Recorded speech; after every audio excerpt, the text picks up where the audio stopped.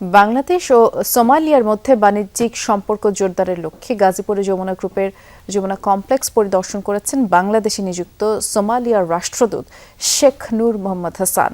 এ সময় শিল্প খাতের সক্ষমতা, বিনিয়োগ ও দ্বিপাক্ষিক বাণিজ্য সম্প্রসারণের নানা দিক নিয়েও আলোচনা হয়। শনিবার সকালে যমুনা গ্রুপের শিল্প প্রতিষ্ঠান যমুনা কমপ্লেক্সে পৌঁছালে সোমালিয়ার রাষ্ট্রদূত শেখ নূর মোহাম্মদ হাসান ও তার স্ত্রীকে স্বাগত জানান প্রতিষ্ঠানের কর্মকর্তারা।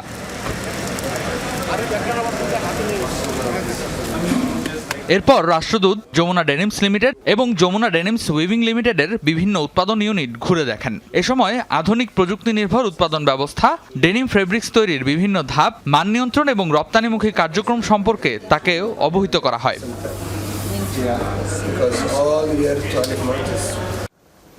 পরিদর্শন শেষে যমুনা গ্রুপের কর্মকর্তাদের সঙ্গে বৈঠকে অংশ নেন সোমালিয়ার রাষ্ট্রদূত। বৈঠকে দুই দেশের মধ্যে বাণিজ্য সম্প্রসারণ, ডেনিম ও টেক্সটাইল খাতে সহযোগিতা, সম্ভাব্য বিনিয়োগ, রপ্তানি বাজার সম্প্রসারণ এবং বাণিজ্যিক সম্পর্ক আরও জোরদারের নানা দিক নিয়ে আলোচনা হয়। পাশাপাশি ভবিষ্যতে শিল্প ও বাণিজ্য খাতে পারস্পরিক সহযোগিতা বাড়ানোর বিষয়েও মতবিনিময় করেন তারা।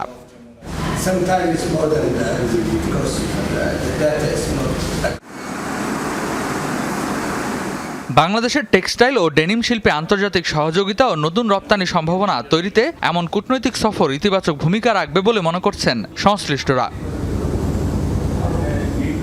রেদওয়ান আহমেদ, যমুনা নিউজ, ঢাকা।